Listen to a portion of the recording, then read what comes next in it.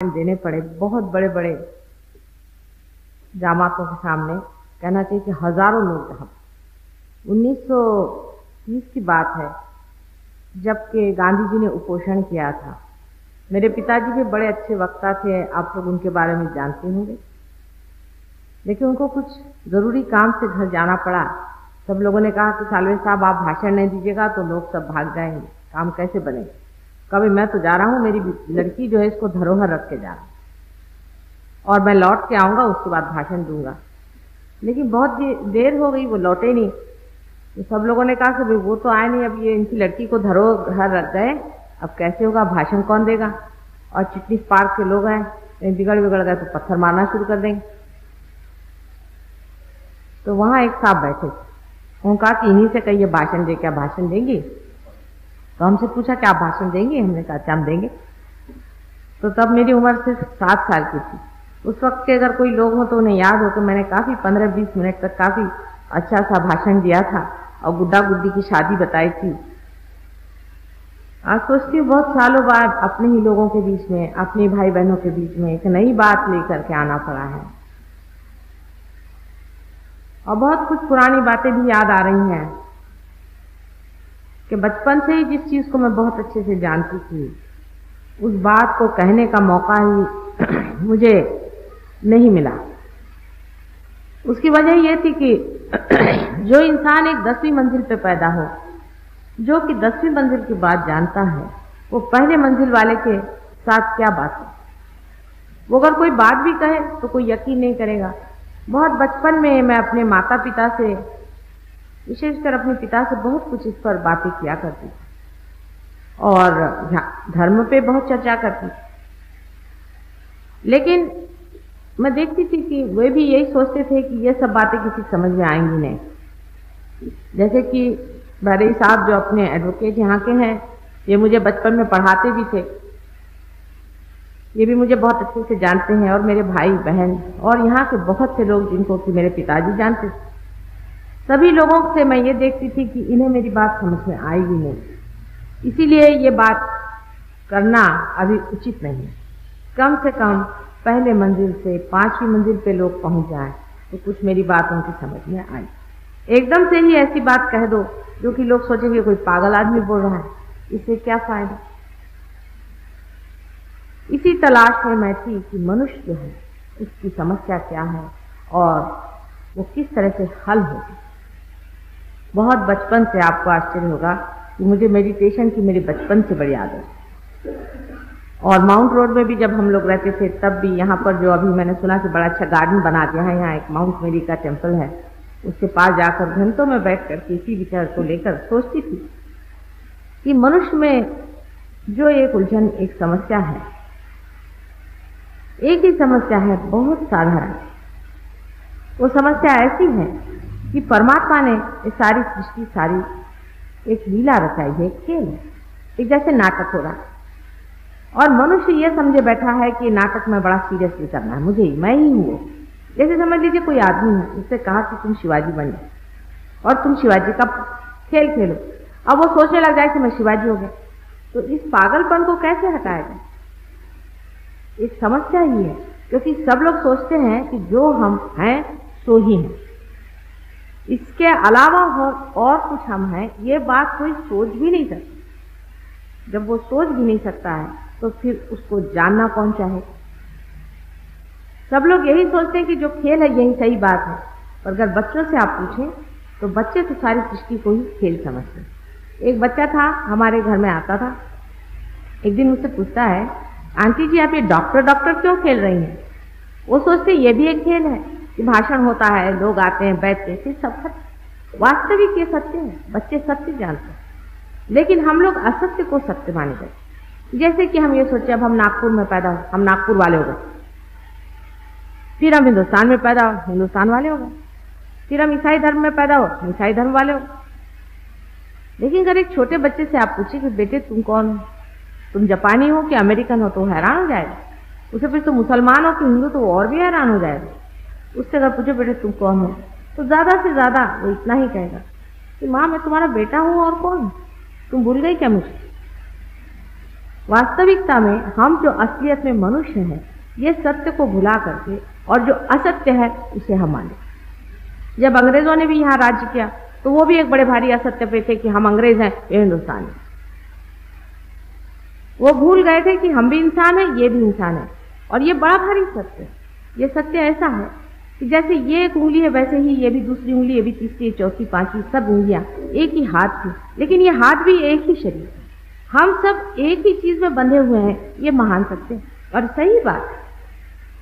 लेकिन अगर ये उंगली सोचे कि मैं लगूं और ये उंगली इसको दबाना चाहे, ये उंगली इसको काटना चाहे, मेरे दांत जो है मेरे पांव को काटने लग जाए, वैसी ही चीज मैं देखती थी संसार में। मुझे समझ में नहीं आता था कि लोगों से कैसे बताएं कि भाई तुम सब एक हो। इसलिए जरूरी था कि सबको ये तो महसूस हो कि इसका दर्द इसको भी लगे और इसका दर्द इसे भी लगे। तो ये क्या करना चाहिए, क्योंकि मुझे तो ये होता था, मैं जानती थी। अभी जो बारी साहब ने कहा वो बात सही है कि जब ये बंबई आए तो मुझसे इन्होंने कहा था, रेफरेंस उन्होंने बताया नहीं, इन्होंने मुझसे कहा कि तुम इतना तुम्हें भाषण का ये है और इतनी तुम डायनामिक हो, सब कुछ है, तो तुमको तो चाहिए कि पॉलिटिकल फील्ड में आए, तुम्हारे जैसे पॉलिटिकल फील्ड में आए। मैंने कहा भाई मुझे माफ करो, मेरे बस का रोग नहीं। जब बहुत कुछ ये करने लगे कि मेरे दिमाग में ऐसी बातें आ रही हैं, मेरे दिमाग में ये बात आ रही कि तुम्हारे साथ तो तुम ये हो सकता है, पॉलिटिकली तुम ये कार्य कर सकती हो, तुम्हारे जैसी निष्ठुर स्त्री मिल नहीं सकती। तो मैंने कहा कि मेरे तो दिमाग में एक प्रकाश का गोला घूम रहा है। ये मैंने इनको जवाब दिया था, क्योंकि वजह ये है कि वो तो घूम रहा था बहुत दिनों से ही, लेकिन उसे मैं कैसे लोगों को समझाऊं कि ये चीज क्या है, जो कुछ भी मैं देख रही हूं वो चीज क्या है, ये बड़ा भारी मेरे सामने था। इसीलिए मैंने थोड़ा मेडिकल की भी स्टडीज की कि समझ लें कि इसे इंसान क्या करता है, इस चीज का क्या नाम है। उस पर मैं कल आपको बताने वाली हूं। लेकिन यही खोजते खोजते मैं बहुत साधुओं के पास गई। किसी ने कहा तुम मेरी शिष्या हो जाओ, किसी ने कहा कुछ हो जाओ। मैंने कहा अच्छा ठीक है। हरिद्वार में भी मैं एक साधु जी थे, उनके पास बहुत दिन रही, फिर और भी बहुत सारे साधुओं के पास है। धीरे धीरे मुझे ये पता हो कि सब 420 लोग, इनको कुछ भी नहीं मालूम है भगवान के बारे में, ये कुछ भी अपने बारे में नहीं जानते, कुंडलिनी के बारे में कुछ नहीं जानते हैं। सब पैसा ऐसे मतलब है इनको, या तो औरतों को चक्कर। सब बेकार के लोग हैं, इनमें कोई पवित्रता नहीं है, सब झूठे। मुझे तो सच्चा साधु बहुत ही विरला लगता है, बहुत ही विरला है। और जो है भी कोई एक आध दो सच्चा साधु है भी तो वो जंगलों में। इसलिए मुझे बड़ी निराशा है कि धर्म के नाम पे जितना लोग झूठ करते हैं, मेरे ख्याल से और किसी भी चीज में, किसी भी धंधे में नहीं करते। लेकिन धर्म का जो धंधा बना के रखा है, पैसा कमाने का धंधा बना के रखा है, इससे बढ़ के घृणित बात तो कोई हो नहीं सकती। इसीलिए आपने ये भी सुना होगा कि ईसा मसीह ने, जो कि इतने शांति के पुजारी थे, उन्होंने भी एक बार हंटर लेकर के जो लोग मंदिर में दुकानें लगाकर बैठे थे उनको मारना सीखा। अपने यहाँ तो मंदिरों में दुकानें लगाकर जो बैठते हैं उनको तो कोई मारता पीटता है नहीं, लेकिन जो मंदिर की दुकान बनाए बैठते हैं, जो भगवान को वो रास्ते में बेच रहे हैं, और करोड़ों रुपया जिन्होंने इकट्ठा कर लिया है, करोड़ों रुपए का जिन्होंने फॉरेन एक्सचेंज कमाया है, सबको बेवकूफ बना करके, और भूत विद्या, स्मशान विद्या, प्रेत विद्या आदि से उनको पागल बना करके और उनको लूट रहे हैं। इससे बढ़ के अधर्म और पाप संसार में कोई है। ये पाप की गठरी उनके सर से तो उतर ही नहीं सकती, क्योंकि वो सिर्फ आपका पैसा ही नहीं नोचते।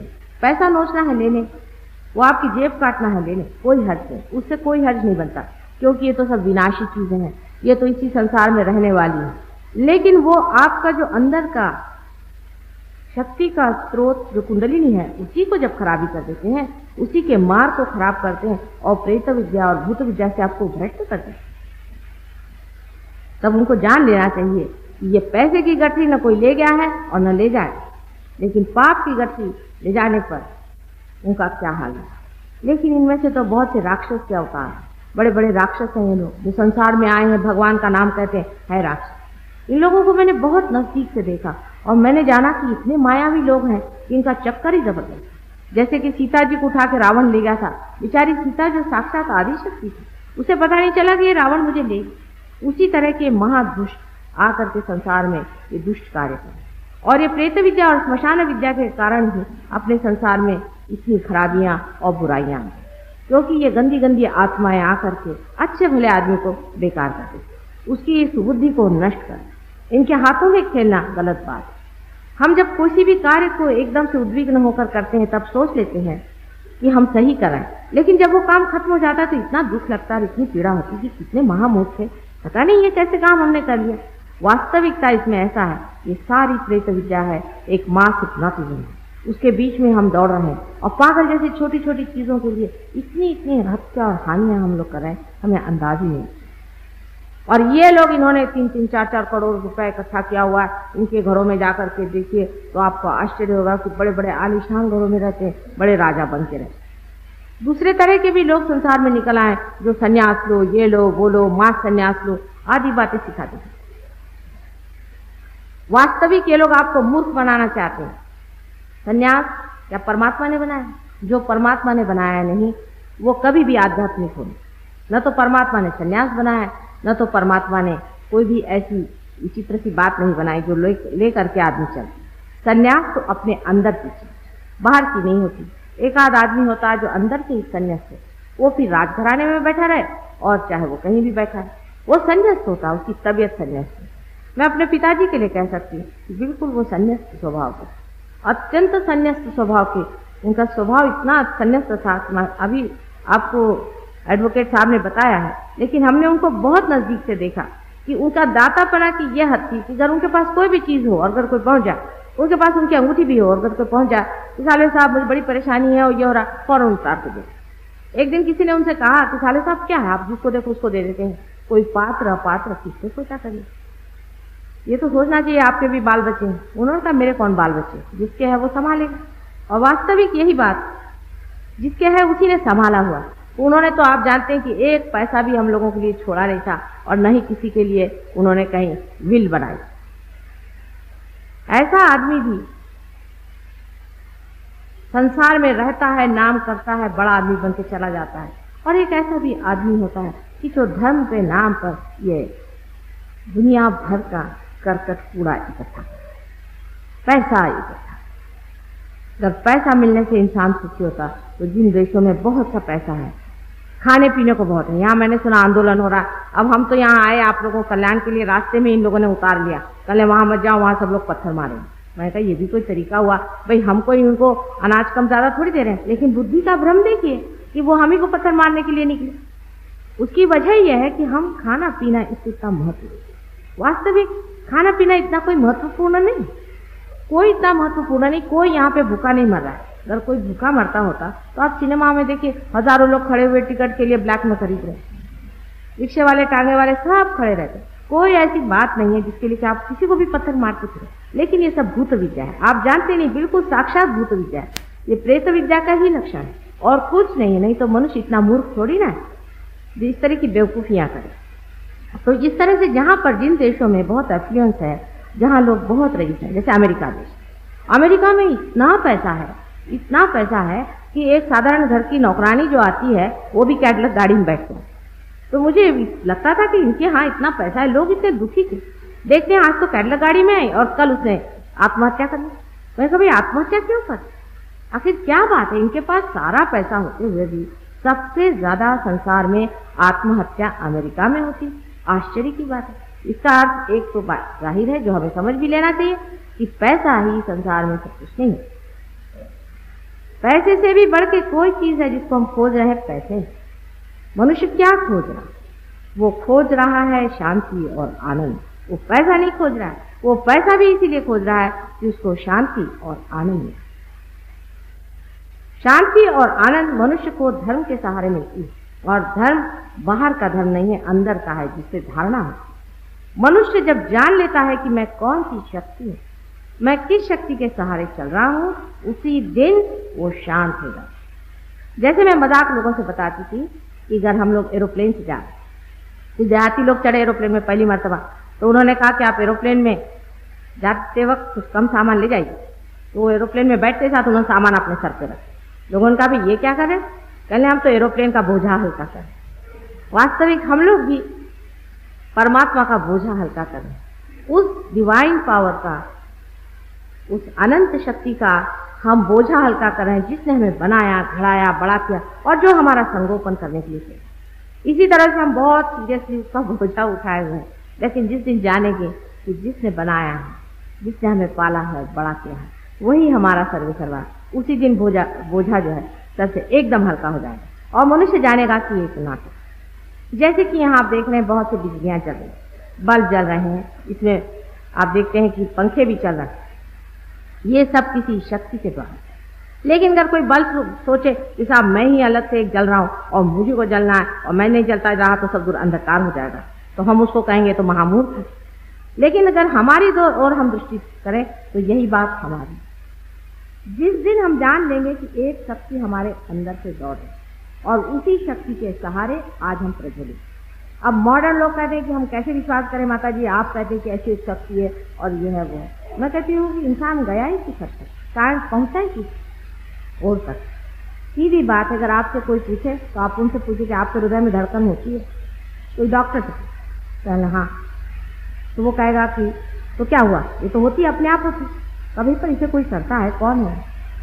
तो कहला कोई नहीं करता, एक सिस्टम है, उसको हम कहते हैं कि ऑटोनॉमस नर्वस सिस्टम, माने स्वयं चालित संस्था। वो स्वयं चालित संस्था इसको चला रही है। तो उससे आप पूछे कि भाई वो फिर स्वयं कौन? भाई कोई तो कोई चला रहा है, स्वयं कहो, चाहे उसको भगवान कहो, चाहे उसको शक्ति कहो, चाहे उसको कोई नाम दो, कोई तो शक्ति जो इसे चला रही। तो ये शक्ति कौन? हमारा पचन हो रहा है अपने आप, ये कैसे हो रहा है? हमारा श्वसन चल रहा है अपने आप, ये कैसे हो रहा है? अब उसका एक नाम बना दिया आपने कि स्वयं चालित। लेकिन ये तो नाम आपने दे दिया, नाम देने से तो कोई साइंटिफिक बात नहीं। साइंटिफिक का मतलब है कि उसका पूरा आपको जोरा देना पड़ेगा, बताना पड़ेगा किस चीज़ है, उसके बारे में आप कुछ जानते नहीं खास, कहते भाई वो तो अपने आप कर। लेकिन घर समझ लीजिए, कोई अगर ये कहे कि उस अपने आप को आप हासिल कर सकते हैं और पा सकते हैं, तो फौरन साइंटिस्ट लोग उसके खड़े होंगे, कहेंगे ये तो एक गृहिणी है, फिर वो भी नागपुर की रहने वाली है, हमको मालूम है ये क्या कर सकती। साइंस से चीज जानी नहीं जा सकती, ये चीज अपने ही अंदर है। और जितना कुछ संसार का जाना गया है, जितना भी ज्ञान है, जो कुछ भी आप आज किताबों पे देख रहे हैं, ये भी सब अंदर ही जाना गया, बाहर कुछ भी नहीं जाना। आइंस्टीन जैसे बड़े भारी साइंटिस्ट ने भी ये कहा है कि मैं बहुत खोज रहा था, खोजते खोजते मैं थक गया, मेरी समझ में नहीं आ रहा था कि ये थियरी ऑफ रिलेटिविटी क्या है। उसके बाद पहले थक करके मैंने कहा चूल्हे में गया, सब कुछ लेबोरेटरी छोड़ करके मैं अपने बाग में गया और ये साबुन के फेस से, उसके सोप बबल से मैं खेलता पड़ा। खेलते खेलते एकदम उन्होंने अंग्रेजी में लिखा हुआ है कि somewhere from some unknown land the theory of relativity down upon. कहीं से किसी अज्ञात जगह से ये प्रकाश मेरे अंदर है। वो अज्ञात जगह क्या है, उसी को अगर ज्ञात हो जाए, वही अगर हम जान ले, जो अदृश्य है वो अगर दृश्य हो जाए, तो किसी भी साइंटिफिक माइंड के आदमी को अपनी आंख खुली रखनी चाहिए। साइंस आखिर है किस चीज से? साइंस मनुष्य के उद्धार के लिए, उसको बढ़ाने के लिए, उसके कल्याण के लिए और मंगल के लिए, न कि उसके नाश के लिए। अगर इसी के लिए साइंस है तो इससे बढ़ के और कौन सी चीज हो सकती है जो आपको अपने ही से परिचित कराए? यानी आप ही सोचिए, आप सब मेरी बात सुन रहे हैं और मैं एक छोटी सी बात कहूँ कि आप अपने और चित्त दीजिए, आप कोई भी अपने और चित्त नहीं दे सकते। बड़े बड़े पंडित हैं, दूसरों को भाषण देंगे, पर उपदेश बहुत होंगे, लेकिन अगर मैं कहूँ कि भैया जरा अपनी ओर नजर करो कि आप कहाँ बैठे हैं, तो आप कहेंगे साहब ये कैसे हो सकता है, हम अपनी ओर कैसे देखें? अपनी ओर कोई नहीं दे सकता, दूसरों की ओर आप देख सकते हैं, अपनी ओर नजर नहीं जाती। और अपनी ओर नजर ले जाना ही सहज, अपनी ओर देखना ही सहज योग है। जैसे ही हम अपने को जान लेते हैं तो उस सूत्र को जान लेते हैं जिस सूत्र से सारी सृष्टि बनी। जैसे कि एक माला के अंदर में छोटे छोटे मणि होते हैं, ऐसे ही आप सब छोटे छोटे मणि हैं और आपका चित्त, आपका ध्यान, क्योंकि इन मणियों में अलग अलग है इसलिए आप सोचते हैं कि आप अलग अलग। जिस वक्त आपका चित्त और ध्यान उस सूत्र पे चला जाएगा जो सबके अंदर से दौड़ रहा है, आप दूसरों के सूत्र को भी जानते हैं। यही सहज योग में होता है। सहज, सहज का अर्थ है सह माने विद, जो मीन्स बॉन्ड। आपके साथ ही जो पैदा हुआ योग है, माने उस शक्ति से मिलने का जो साधन है, वो आप ही के साथ पैदा है, आप ही के अंदर वो सहज में पड़ा है। उसके लिए आपको कुछ करना नहीं होगा। इसके लिए कुछ करने की क्या बात है? कोई सी भी जीवंत काम करने के लिए आप क्या कर सकते हैं? समझ लीजिए एक बीज है, उसको आप चाहते कि उसमें से पेड़ निकले, तो आप क्या सर के बल खड़े होते हैं कि संन्यास लेते हैं, कि उसको संन्यास दिलवाते हैं, कि कोई ऐसे मनुष्य के कार्य करते हैं जिससे वो बीज निकलेगा? कुछ भी नहीं कर सकता। मनुष्य कर ही क्या सकता है? सारा मरा हुआ काम कर। अगर पेड़ मर जाए तो उसे उन्होंने एक टेबल बना दिया, उसमें वो कितना बड़ा काम कर। एक भी जीवंत कार्य अगर मनुष्य कर सके तो हम माने कि भाई वो भी कोई कार्य करते, लेकिन हम ये करते हैं, हम वो करते हैं। अब ये मिट्टी थी, उसे उन्होंने हॉल बना दिया, बहुत बड़ी बात कर। तो ये तो सब मरा हुआ कार्य, इसमें जीवंतता क्या हुई? मनुष्य का बनाया हुआ कार्य अपने आप बढ़ नहीं सकता। परमात्मा का जो निसर्ग का कार्य है, नेचर का जो कार्य है, वो अपने आप ही घटित होता है। बीज अपने ही आप फलित होता है, उसको कुछ करने से कभी भी कुछ नहीं होने वाला। इसीलिए हम कुछ कर ही नहीं सकते, ये अपने ही आप अंदर होता है। लेकिन मनुष्य के लिए सबसे बड़ा कठिन काम है कि वो कुछ भी न करे। इसलिए मनुष्य के लिए सबसे बड़ी शिक्षा हो जाती है कि उसको जेल में बंद कर। आखिर जेल में मुझे बंद कर दीजिएगा तो मेरे लिए वरदान हो जाएगा, और आप लोगों को बंद करेंगे तो आपके लिए जेल हो जाएगी। क्योंकि वहां तो करने का क्या है, वहां तो बैठे बैठे ही मजा आ रहा है। हम लोग अपने ही से भागे चले जा रहे हैं। हम तो अपने साथ 1 मिनट नहीं बैठ पाते। 10 मिनट भी अपने साथ बैठना हो तो भाई मैं तो बोर हो गया, चलो सिनेमा जाए, भाई बोर हो गया, चलो उससे जाके मिले। 5 मिनट भी अगर इंसान से कहो कि तुम शांति से अपने साथ बैठो, इंसान नहीं बैठ। लेकिन हम जो कुछ भी अंदर है इतने परम सुंदर है और इतने अच्छे हैं। हमारा जो अंतरतम है इतना खूबसूरत है, इतना गौरवशाली और प्रभावशाली है कि उसके दर्शन मात्र में ही मनुष्य एकदम से सब कुछ भूल जाता है। लेकिन उसको जब जाना नहीं गया, अपने ही अंदर कस्तूरी छिपी हुई है और कस्तूरी मृग संसार में खोज रहा है और ढूंढ रहा है। धर्म के मामले में भी यही बात, जैसे कि अब नानक साहब ने कहा है कि काहे रे बन खोज न जाई, सदा निवासी सदा अलेपा तोहे संग समान। पुष्प मध्य जो बास बसत है, मुकुर माही बस छाई, तैसे ही हरि बसई निरंतर घट ही खोजो भाई। बार बार कह गए घट ही खोजो, घट ही खोजो। अब वो सब लोग बैठ करके रट रहे हैं गाना, घट ही खोजो। ये तो वो प्रिस्क्रिप्शन देगा कि ये दवा लो, हम तो प्रिस्क्रिप्शन ही रटे ले रहे हैं। धर्म भी एक प्रिस्क्रिप्शन है जिसको हम रटे ले रहे हैं। करना कोई जानता है, और करना क्या होता है। धर्म के मामले में जो कुछ भी करना है वो वैसा ही है कि इसका तो कनेक्शन लगाने में भाषण दिए जा रहे हैं, आपको सुनाई देगा। टेलीफोन का कनेक्शन लगाने और मैं डायलिंग कर ही दे रहे हूँ, टेलीफोन खराब जाएगा, किसी को सुनाई नहीं दे। आपका पहले कनेक्शन लगना चाहिए। आपका उस अनंत की शक्ति से ही कनेक्शन लगाने का जो परमात्मा का नेचर का जो उपाय है वही सहज योग है। उन्होंने ही ये बना रखा है, उसी को मनुष्य को पाना। जिस दिन ये मनुष्य समझ ले कि यही एक पाना, इसीलिए परमात्मा ने हमें मनुष्य दिया। उसने आपको मनुष्य इसलिए बनाया है कि आप अपना इंस्ट्रूमेंट, अपना साधन पूरी तरह से बनाएं। आपके अंदर में एक कोई विशेष ऐसी प्रणाली बनाई हुई है जिसके कारण आपके अंदर ईगो और सुपर ईगो नाम की 2 चीजें सर में, आपके मगज में बनती है, जिसके कारण आप उस शक्ति से छूटकर अलग अलग हो जाते हैं। आपके अलग अलग बैटरी चल रहे हैं। आप जब अलग बैटरी में आप आ जाते हैं तो आप अपना जो साधन है उसको खुद ही इधर जाते हैं उधर जाते हैं, मुझे करने का, मुझे वो करने का खोजते। पहले आप पैसे में खोजते, फिर आप सत्ता में खोजते। इस जन्म में एक आदमी के पास खूब पैसा होगा तो अगले जन्म में वो आकर के कहेगा भाई पैसा ऐसा नहीं चाहिए, मुझे कहीं का मिनिस्टर बना।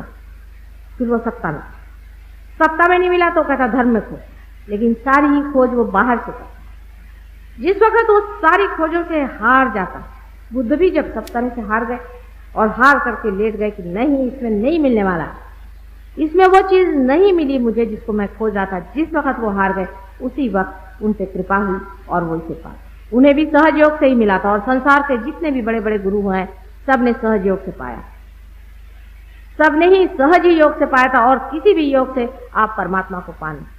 अपने देश के सबसे बड़े पुत्र को मैं मानती हूँ, आदि शंकराचार्य को मानती हूँ। अपने देश में बहुत बड़ा है। हालांकि हिंदू धर्म की बड़ी दुर्दशा है और हिंदू धर्म को हम लोगों ने समझा ही नहीं कि क्या चीज है। आदि शंकराचार्य ने साफ साफ कहा है कि न योग है, न सांख्य, न इन किसी चीजों से भी परमात्मा को नहीं पाया जाता है। और उन्होंने ये भी कहा कि संसार में 3 तरह के आदमी हैं।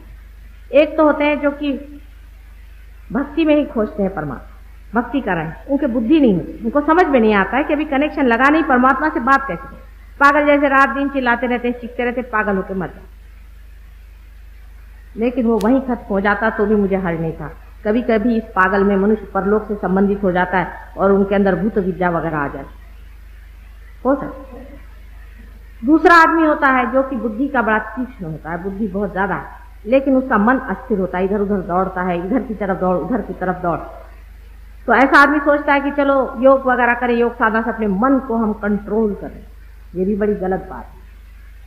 मन को कंट्रोल करने से आप वहां पहुंच नहीं सकते। तो वो आदमी मनों को कंट्रोल करता है, कंट्रोल करने से सोचता पहुंच जाएगा। तो ऐसा अनुशासित मन, ऐसा मन परमात्मा की ओर नहीं ले जा सकता। जिसमें ब्रेक लगा है वो गाड़ी वहां नहीं पहुंचा। इसका मतलब ये भी नहीं समझना चाहिए कि जो आदमी इंटेलिजेंस करता है या बड़ा ही भोगी है वो तो कभी भी परमात्मा के पास नहीं पहुंचता। लेकिन जो आदमी ये सब छोड़ करके सोचता भी है कि हमें वो पाना है और वो धर्म के नाम पे भी अपने को ज्यादा अनुशासित करता है, वो भी नहीं करता। असल में हमें सिर्फ होना, सिर्फ हमें होना। जैसे कि अभी वो हरे रामा वाले मेरे पास है, कहले माता जी आपके घर में तो सारी लग्जरी है भी, मेरे पति भी भाई अच्छी पोजीशन में है, तो घर में भी सब कुछ है ही, परमात्मा की ऐसी कुछ व्यवस्था है, तो हम वहां रह रहे हैं।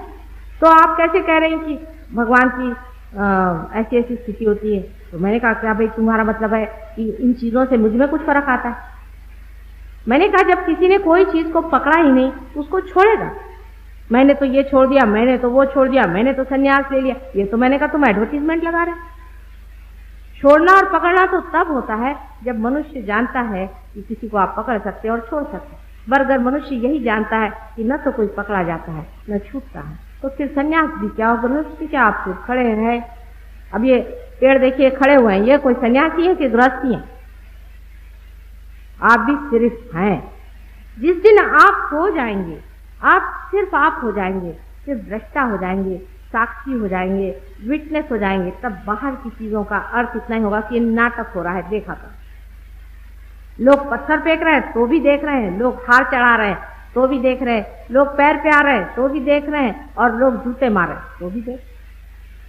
दोनों ही चीज देखने की है, सारे नाटक है। जैसे ईसा मसीह के लिए देखिए कि वो सूली पे चढ़ गए, सब लोग रोते हैं सूली पे चढ़ गए, सूली पे चढ़ गए। उनके लिए वो नाटक था, उनको क्या? उनके लिए सूली उली होती क्या चीज है? जिस आदमी ने तूफान को रोका था, क्या वो इन लोगों को रोक नहीं सकता था? कि आप ही सोचिए, इतना शक्तिशाली आदमी जो तूफान को रोक दे, वो क्या इन गधों को रोक नहीं सकता था? वो भी चाहता तो क्रूस को गिरा देता और सब चीज तहस नहस कर देता। लेकिन वो कह रहा था चलो इन बेवकूफों को थोड़ा बेवकूफ बना, इसलिए वो बेवकूफ बना के चले गए। और हम लोग सोचते हैं कि वो क्रूसिफाई होगा। वो क्या क्रूसिफाई होंगे? अविनाशी जीव कभी क्रूसिफाई नहीं है। वो वार वार आते हैं संसार में और संसार का कल्याण था। उनको न कोई मार सकता है, नहीं उनके कोई प्राण ले सकता है, नहीं उनको कोई दुख दे सकता है, नहीं उनको कोई सुख दे सकता है। वो आनंद की स्थिति में रहते हैं। सहज योग इसी स्थिति में मनुष्य को पहुंचाता है। वास्तविक इसका आज तक पता किसी को भी इतने जोर से लगा नहीं था जितना मुझे लगा। आश्चर्य की बात है पर लगा। पूर्व जन्मों में भी बहुत बार मैंने इसका प्रयत्न किया। अब जब मैं पैदा हुई तो आपके नागपुर में हुई, इसका भी विशेष है। नागपुर से पास ही में छिंदवाड़ा में मेरा जन्म हुआ, और जो माता पिता भी मैंने ढूंढे वो भी कोई विशेष हो, और जो भाई बहन है और आप लोग भी मेरे नागपुर के रहने वाले हैं, इसमें भी कोई विशेष बात है। और जो आज आप लोग यहाँ पहुंचे, इसमें भी कोई विशेष बात होगी। हो सकता है कि पूर्व जन्म की परम पुण्याई से आप यहाँ पहुंचे हो और आप पाए। अब बहुत से लोगों का ये भी कहना है कि माता जी ये तो बड़ी कठिन बात है। लोग कहते हैं तो कुंडलिनी जागृति बड़ी देर से होती है और ऐसे बहुत आसानी से नहीं होता, करोड़ों में एक होता। मैं कहती हूँ कि हाँ भाई होता होगा करोड़ों में एक, लेकिन ऐसा आजकल है नहीं। अब हम लोग चंद्रमा पे चले गए हैं, हमारी दादी अम्मा से जाके कहेंगे कि हम लोग चंद्रमा पे चले गए, तो कहेगी हो ही नहीं सकता ऐसे कैसे। उनको फोटो भी दिखाइए तो भी वो कहेंगी कि नहीं ये तो झूठ मूठ के फोटो बनाए तुम लोगों ने और ऐसे दिखा रहे हो, कभी हो ही नहीं सकता, चंद्रमा पे कैसे जाए। लेकिन चंद्रमा का जाना तो हम विश्वास कर लेते हैं, लेकिन जो संसार चंद्रमा पे पहुंचा है, बाहर इतनी जिसने खोज कर दी, क्या वो कभी अंदर भी तो खोज करेगा ही? नहीं तो एक पेड़ जो बहुत बाहर बढ़ जाए, अगर वो अपने अंदर के स्रोत को नहीं ढूंढेगा, अपने अंदर के शक्ति को नहीं ढूंढेगा, तो हो सकता है कल तहस नहस हो जाए। और यही होने वाला है। अगर आपने अपने अंदर की शक्ति को जाना नहीं और अपने अंदर की एकता को, कलेक्टिव कॉन्शियसनेस जिसे कहते हैं, उसे जाना नहीं, जाना मैं कह रही हूँ समझना नहीं, बुद्धि से समझने वाला ये विषय नहीं, ये आपके अंदर आ जाए। अभी हमारे साथ बम्बई से कुछ लोग आए हैं जो कि पार हो गए, वो अपने उंगली के इशारे पे बता देंगे कि आपकी कहाँ शिकायत है, आपको क्या पता। वो महसूस कर आपके अंदर के वाइब्रेशन, सारा मनुष्य के अंदर से, हर एक आदमी के अंदर से अलग अलग तरह के वाइब्रेशन था, उससे वो बता सकते हैं बराबर कि इस आदमी में कौन सा दोष है। कि शारीरिक हो सकता है, मानसिक हो सकता है, बौद्धिक हो सकता है, हर तरह का दोष हो सकता है, पूर्व जन्म का हो सकता है, परंपरागत हो सकता है। इस तरह के सारे ही दोषों को आप अपनी उंगली के इशारे पे समझ सकते हैं। और वो जैसे ही कुंडलिनी जो हमारे अंदर बैठी हुई है, जिसके बारे में कल आपको बताऊंगी, वो जैसे ही ऊपर उठना शुरू हो जाती तो वो नजारा दिखा देती कि मनुष्य है। और सिर्फ उंगलियों के इशारे पे ये लोग समझ लेते हैं कि ये बात अगर ये बात सत्य है, अगर हो रही है तो इतनी घबराने की कौन सी बात, उसमें इतनी शंका करने कौन सी बात है। कल अगर मैं कह दूं कि मैं एक खीरा लाई हूं, यहाँ पे रखा हुआ है, जिसको चाहिए फ्री ले ली, आप सोचते हैं क्या कोई आदमी शंका करेगा? आप में से कोई भी ऐसा है जो शंका करेगा? सब दौड़ेंगे, बाबा खीरा मिलता है, चाहे कांच हो चाहे कुछ, ले तो लो, मुफ्त में नहीं। अगर मैं कहूं कि ये चीज मुफ्त में ही आनंद मिलने वाली है, तो अमेरिका में लोगों को बड़ा आश्चर्य हुआ। वो कहने लगे साहब वो फलाने महेश हो गए आए थे, वो तो $277 लेते हैं, फलाने आए थे $377 लेते हैं, आप भी कितने 77 लीजिए अपने काम के लिए।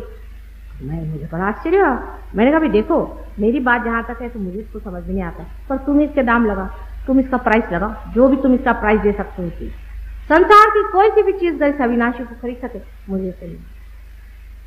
अविनाशी चीज के पांव की धूल के बराबर भी अगर कोई संसार की चीज हो तो मनुष्य उसको कहे कि उसे छोड़ना है या उसे नहीं। इसे आप खरीद नहीं सकते। अगर आप भगवान को बाजार में खरीद सकते तो वो भगवान कहां से होगा? यहाँ तो सारे साधु लोग भगवान को जो बाजार में बेच रहे हैं, उस वक्त हमें दिमाग लगाना चाहिए कि ये चीज क्या कर रहे हैं। अभी एक साहब मुझसे आकर बता ले, मुझे एक बाबा जी ने अंगूठी, तो मैंने कहा कि तुमने क्यों ली भाई, तुम्हारे पास तो लाखों अंगूठियां, और वो अगर ऐसे बड़े भारी दाता हैं तो वो हमारे देश का इकोनॉमिक प्रॉब्लम सॉल्व कर दे, सबको खाना पीना दे दे, अंगूठियां दे दे, घड़ियां दे दे, बड़ा मौज हो। लेकिन वो तो रईसों को ही देते हैं, गरीबों को किसी को देते ही नहीं। बात क्या है? और फिर ये भी सोचना चाहिए 2 मिनट कि आखिर परमात्मा को इसमें क्या इंटरेस्ट है कि आपकी अंगूठी दे? और कोई उनको धंधा नहीं है, आपको अंगूठी देंगे, चूड़ियां देंगे। वो तो आपको कुछ देना हो तो परम ही की चीज देंगे ना। जो आपको परम देता है वही गुरु है, और बाकी जितने हैं सब चोर है। या आप समझिए, सहज योग के बारे में इतनी विक्षिप्त बातें मैंने देखी संसार में कि मैंने मनुष्य की मूर्खता तो मुझे कभी कभी हंसी आई। या तो इसमें मुझे पैसा लेना चाहिए, या तो इसमें कोई द्राविड़ी प्राणायाम करना चाहिए, या तो लोगों को मुझे नचाना चाहिए, या उनको किसी आफत में डालना चाहिए। नहीं तो कैसे हो सकता है? अभी अगर होता है तो ले लो। मैं तो कभी कभी बिल्कुल साधारण तरह से लोगों से कहती हूँ कि मैं तुम्हारी माँ हूँ और मैंने खाना बना लिया, जैसा बनाया तुमसे क्या मतलब? तुम्हें अगर भूख है तो चट से बैठो और खा। मैं अभी सिंगापुर में गई थी, तो वहाँ मलेशिया का एक बड़ा मशहूर इंटरनेशनल डॉक्टर लियांग करके आदमी है, बहुत बड़ा आदमी है वो। तो वो उनको पता हुआ कि मैं आई तो भागे भागे चले, वो एयरपोर्ट से सीधे सीधे घर पे आए, मैं तब खाना खा ली, और बाहर आकर कहते कि माँ मुझे भूख लगी है, चलो दो मुझे खाने को। मैं कहा अच्छा तुम आए हो? मैंने हाथ वाथ धोया, तो हमारी होस्टेस भी नाराज हुई कि भाई खाना तो खा लो। मैंने कहा नहीं, अब मेरा बेटा भूखा है, मुझे जाना। हालांकि वो मुझसे कम से कम खुश नहीं तो 15-20 साल बड़े होंगे, लेकिन आज सीखने वो बैठ गए, 1 मिनट में वो पार हो गए, 1 मिनट क्या उन्होंने पा लिया, और पाते ही साथ बहुत काम किया है उन्होंने। और वो कहते हैं कि यही एक तरीका है जिससे परमेश्वर को आप पा। लेकिन वो आर्थ थे इसलिए वो बैठ गए, नहीं तो सबको कहना पड़ता है बाबा ये बात है वो बात है, कन्विंस करना पड़ता है। जिसको इच्छा होगी वो पट से पा, असलियत को पा लेना चाहिए। लेकिन चीज असली होना चाहिए। इसलिए मैं कहती हूँ मेरे पैर पे आने की अभी कोई जरूरत, किसी के भी पैर पे इंसान को अपने खुददारी में भी नहीं जाना। इसीलिए मोहम्मद साहब ने मना किया था कि किसी के पैर पर मत, किसी पे जाने की जरूरत है। हाँ, लेकिन जब आप पार हो जाएं, जब आप थोड़ा बहुत पा लें, तब आपको पता होगा कि इन्हीं पैरों से ये वाइब्रेशन बहुत जोर है, और पैर पे आए बगैर वो चीज कंप्लीट होती भी नहीं। ये सही बात है, तब ठीक, नहीं तो कोई जरूरत है मेरे पैर पे आने के। दर्शन हो गया अपने यहाँ, दर्शन का तो ऐसा कुछ बीमारी है, माता जी के दर्शन करें। अभी दर्शन में क्या रखा है?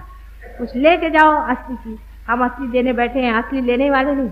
कम से कम इस शहर में जहाँ की बहुत से साल मैंने गुजारे हैं, और बहुत से यहाँ के 42 के मूवमेंट में भी बहुत जोरों से यहाँ पर काम किया था, तो मेरी उम्र बहुत छोटी थी, लेकिन तब भी मुझे कभी भी डर नहीं लगा। पुलिस वालों ने मुझे बड़ा परेशान किया था, आप जानते हैं, मेरे भाई वगैरह बताएंगे। मुझे इलेक्ट्रिक शॉक भी दिए थे और आइस पे भी छुड़ा रखा था, लेकिन मुझे कभी डर नहीं लगता था। मेरे घर वाले सब बहुत डरते थे, लेकिन मुझे कभी डर नहीं लगता था। मैंने कहा ठीक है, चलने दो, सब खेल ही है। लेकिन इतने दिनों से मेरी इच्छा थी बड़ी कि एक बार जो अपनी जन्मभूमि है वहाँ पर ये चीज़ ज़रूर पहुँचानी चाहिए। लेकिन एक ऐसा कहावत है मराठी में कि जिसे पिकतं तिथे विकत नहीं, जहाँ होता है वहाँ लोग उसकी कदर नहीं करते। इसलिए मैंने सोचा था थोड़े दिन और बीतने दीजिए, शायद हो कि नागपुर वालों को जब समझेगा कि बड़ा भारी कार्य इसी जगह से ये बड़ा भारी कार्य होने। नागपुर का स्थान बहुत ऊंचा है हमारी दृष्टि से, तो सारे विश्व की जो नाभि है वो नागपुर है। तो आप समझ लीजिए कि नागपुर वालों को कितना ज़्यादा संभल के रहना और कितने कायदे से रहना चाहिए और कितनी सूक्ष्मता से विचार करना चाहिए। ऐसे तो नागपुर वालों से सारी दुनिया घबराती है। आपको मैं एक बार लता मंगेशकर के पास गई थी, मैंने उनसे कहा कि भाई तुम चलो वहाँ पे प्रोग्राम होने वाला है। उसने कहा मैं किसी को जाने भी नहीं दूँगी। एक बार गई थी, मुझे सबने जूते मारे। फिर दूसरे साहब के पास ऐसे हुआ तो ये प्रसिद्धि। अब मैं भी जब मैंने कहा मैं तो मेरे मैके जा रहे हूँ, मुझे आधे रास्ते में बडनेरा में इन लोगों ने उतार लिया और इधर चोरी से ले आए, जहाँ से रुक्मिणी हरण हुआ था वहीं से मेरा जैसा हरण करके यहाँ ले आए कि भैया उधर मत जाना, तुम्हें सब लोग पत्थर मारेंगे। जो सारे विश्व की नाभि है, जहाँ से सारी सृष्टि की पालन की शक्ति है, नाभि पर, हमारे नाभि पर विष्णु जी का स्थान है जो पालन करते हैं। जहाँ विष्णु जी बैठे हैं वहाँ इतने महामूर्खता अगर बचे तो उसे क्या कहा। लेकिन ये तभी तक है जब तक आप अपने स्थान को जानते हैं। जैसे कहा था भिखारी का बच्चा है, वो घूम रहा है, वो भीख मांगा, लेकिन जिस दिन उसको पता हो जाए कि वो राजा का बेटा था तब थोड़ी ना वो भीख मांगे। यही बात नागपुर वालों का विशेष एक भाग। पहले तो ये कि इस देश में जो कि एक योग भूमि, बाकी भोग भूमियाँ, हम मूर्ख जैसे भोग भूमियों के पीछे दौड़ रहे हैं, ये योग भूमि। इस योग भूमि के एक एक कण कण में इतने वाइब्रेशन है। आपके नागपुर में पांव रखने से पहले ही हमारे साथ जो लोग थे कहले माता जी क्या वाइब्रेशन है नागपुर। सब लोग कह रहे थे क्या वाइब्रेशन, और आप लोग अछूते हैं उस हवा से, आप बेखबर ही हैं जो हवा यहाँ पर फैली है।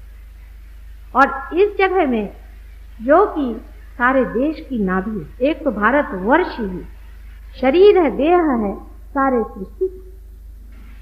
नरदेह जो है वो भारतवर्ष है और उसके अंदर की जो नाभि चक्र है जो कि सबसे पहले पालनकर्ता के रूप में स्थापित की गई थी, वो जब नागपुर है तब नागपुर का स्थान कितना ऊंचा है ये आप जानें, और आपका स्थान कितना ऊंचा है। आज हो सकता है तो आप लोग पा लीजिए, और सबसे बड़ी चीज है पहले पा लेना, पैर वैर पे मत आइए। कुछ ना कुछ आज आप पा लीजिए और थोड़ा टाइम लगेगा। मैं बैठने को तैयार है, आप भी बैठने को तैयार है। आराम से बैठिए, इसको पा लीजिए। इसको पाने के बाद आपको कैंसर की बीमारी नहीं। कैंसर की बीमारी सिर्फ सहज योग से ठीक होगी। मैं आज कह रही हूँ और 10 साल बाद अमेरिका से ये बात आएगी, तब आप लोग सोचेंगे अरे वो तो कह रही। सहज योग की बीमारी लगा लीजिए तो सारी बीमारियां छूट जाती। सहज योग से सारे ही रोग दूर हो जाएंगे। जैसे हृदय चक्र के रोग हैं, आपके विशुद्धि चक्र जिसे और सर्वाइकल प्लेक्सस कहते हैं, मैंने खांसी जुकाम सर्दी आदि वगैरह, वो ब्रेन के जितने हैं, पागलपन के जितने हैं, भूत विद्या के जितने हैं, स्मशान विद्या के जितने हैं, पेट के जितने रोग हैं, ये सब ठीक हो जाएंगे, सिवाय इसके 2-4 बीमारियों के जो बाहर से आकर के लगते हैं, उनका इलाज नहीं है। या कोई चीज़ अगर मर जाए, अब डॉक्टर लोग कैंसर में कहते हैं ब्रेन निकाल। अभी एक बड़े भारी पेशेंट लेकर आए थे, मुझे बताने लगे चल के देखिए बेहोश थे, उनको बहुत आराम हो, लेकिन अब उनको मैं ब्रेन कैसे लाऊं, वो तो निकाल ही जाना। मैंने कहा भाई ये रिपेयरिंग शॉप है, यहाँ पे अगर वो चीज़ ही निकाल डाली आपने तो अब हम क्या करें। तो इस तरह की जो चीज़ें हैं वो छोड़ करके सारे रोगों का निदान हो जाता है। आपके मन के अंदर शांति और निर्विचारिता स्थापित होती है। अंतर मौन जिसे कहते हैं अंदर से रहता है, बाहर से आप सब, और दृष्टि आपकी साक्षी स्वरूप हो जाती है और आपकी बुद्धि एकदम डायनामिक हो जाती है, एक बड़ी अद्भुत हो जाती है। इतना आकलन आप में बढ़ जाता है कि आप स्वयं ही ज्ञान हो। ज्ञान में जैसे समझ लीजिए आर्टिस्ट हमारे यहाँ आर्टिस्ट, बहुत साधारण आर्टिस्ट बेचारे, आज उसके बड़े बड़े पेंटिंग लग रहे हैं। एक म्यूजिशियन से बड़े साधारण, वो पार हो गए आजकल कनाडा में, यहाँ वहाँ गा रहे हैं। माने जो जिसको कि लोग कहते हैं इसमें भौतिक क्या फायदा होता, तो भौतिक ही फायदा, और क्या फायदा। भौतिकता भी कहाँ से आई है और सारी ये शक्तियाँ भी कहाँ से आई हैं, जो हम सोचते हैं विचार करते हैं ये भी कहाँ से है। वो सब का जो स्रोत है, उसकी जो गंगा है, उसी में आपको नहलाना है। लेकिन अगर आपकी घघरी भरी हुई हो, उसको मैं क्या करूँ, थोड़ी अपनी घघरी खाली कर लीजिए। रही बात श्रद्धा की, उस पर अभी लाल साहब ने कहा था थोड़ा सा मिसअंडरस्टैंडिंग होने का डर है, इससे मैं बताना चाहती हूँ कि मेरे लिए कोई सी भी श्रद्धा होने की जरूरत नहीं, अपने प्रति श्रद्धा हो। मेरे लिए श्रद्धा की बात नहीं है, सिर्फ अपने प्रति श्रद्धा हो, अपने से झगड़ा न, अपने को गालियां न दे बैठ करके कि मैंने ये क्यों किया, मैंने वो क्यों किया। थोड़ी देर के लिए सब पाप पुण्य आप वहीं बाहर रखते हैं, अपने प्रति आप श्रद्धा रखें, काम अपने पास हो जाता है। ये तो जैसे सूर्य की किरण है, उसी तरह से प्रेम बह रहा है, उसके लिए कोई श्रद्धा उद्धा की जरूरत नहीं, काम अपने पाप हो जाए, लेकिन अपने ऊपर जरूर श्रद्धा कि हाँ हमें भी मिल सकता है। आखिर कोई न कोई विशेष ही बात, हजारों लोगों को जब बंबई जैसी अपुण्य नगरी में हुआ है, तो इस पुण्य नगरी में तो होना ही चाहिए। कल भी यहाँ पर ध्यान आदि का प्रोग्राम है, मुझे तो पता नहीं, मेरा टाइम मेरा रहता ही नहीं है, इन लोगों से आप पूछ लीजिएगा। आज भी गड़बड़ ऐसी हुई कि मुझसे सबने बताया कि 5:30 बजे भाषण है और था 5 बजे, तो कल भी आप लोग जान लीजिए इसके बाद में। और अभी आप ध्यान में जाएं, मैं जैसा कहती हूँ वैसा करें। इसमें क्या होता है वो पहले से बता दूं, जिससे आपके समझ में आ जाए। आप दोनों हाथ मेरी ओर करके ऐसे बैठे, जरा से जगह बीच में छोड़ दें, क्योंकि ऐसा है कि आप लोग अभी तैरना नहीं जानते, समझ लीजिए आप डूब रहे हैं, तो आपको जो बचाने वाले तैराक लोग हैं वो आपको बचाएं। आप कुछ मत करिएगा, आप हाथ पैर हिलाइएगा तो उनका काम बेकार है। आप साधारण तरह से ऐसे, और कुछ कसा वसा बदन में हो तो उसको जरा ढीला करें, कोई भी चीज कस रही हो बिल्कुल आराम से, जैसे खाना खाने कैसे बैठते हैं। गले में कोई तावीज आवीज आदि हो तो वो मेहरबानी से लेकर, तावीज हो या ऐसी वैसी चीजें जो लोग पहन लेते हैं वो कुछ भी नहीं होना चाहिए, वो सब निकाल। और आराम से आप ऐसे बैठें, और थोड़ी देर ऐसे बैठने के बाद जब मैं आंख बंद करने को कहूंगी तो अपना चित्त यहाँ तालू पर साधारण तरह से दें, आंख ऊपर नहीं घुमाए, कुछ नहीं। जैसे यहाँ बैठे बैठे आप घर के बारे में कैसे सोचते हैं, ऐसे ही आप सोचें कि यहाँ क्या हो रहा है, देखें मात्र, और विचारों की ओर आप दृष्टि करें। अपने मन से प्रेम से कहें कि हम क्या सोच रहे हैं। अच्छा हे मन बताओ कि तुम क्या सोच रहे हैं। ऐसा आप प्रेम से अपने मन से कहें, आप देखिएगा हठात आप ऐसी जगह पहुंच जाएगा जहां से आपको लगेगा कि निर्विचार है। निर्विचार होने के बाद थोड़ी देर में आपको अपने हाथ में लगेगा धीरे धीरे झिन झिन झिन झिन करके कुछ तो भी अंदर में तरंग आ रहे, जैसे कि कूलर से आते ठंडी। किसी किसी को गर्म शुरू आएंगे, कोई हर नहीं, जिनको गर्म आएंगे वो झटक, लेकिन किसी किसी के हाथ थरथराएंगे, किसी का दिल धड़केगा, हो सकता है। लेकिन कोई आदमी अगर झूमने लग जाए या अंदर से उसको कुछ हो रहा, वो मेहरबानी से बाहर चले। ये होने से पहले आप बाहर चले जाएं, बाहर लोग उन्हें देख लेंगे, वो अंदर बैठ के दूसरों को गड़बड़ना। किसी के हाथ में साधारण अगर जलन हो रहा हो तो वो फूक दे, निकाल दे, बहुत ज्यादा जलन हो रहा है तो वो आंख खोल के मेरी ओर देखे। किसी को चक्कर सी लग रही, वो भी मेरी ओर देखे। किसी को कोई बहुत बड़ी बीमारी, जैसे बीमार लोग कोई हैं, जैसे जिनको डायबिटीज आदि बहुत सीरियस टाइप की हो, हार्ट ट्रबल बहुत सीरियस टाइप का, वो लोग भी बाहर चले जाएं, उनको वो लोग देख लेंगे। लेकिन अगर कोई साधारण तरह से बीमार है तो उनको कोई घबराने की बात नहीं, पेट की बीमारी हो, ये बीमारी हो, उसका कोई विशेष बात है। पर जैसे हार्ट किसी को है बड़ा सीरियस, यहाँ तो मुझे कोई ऐसा सीरियस पेशेंट नहीं लगता और जरा समझ से काम ले, सारी बात बन जाएगी।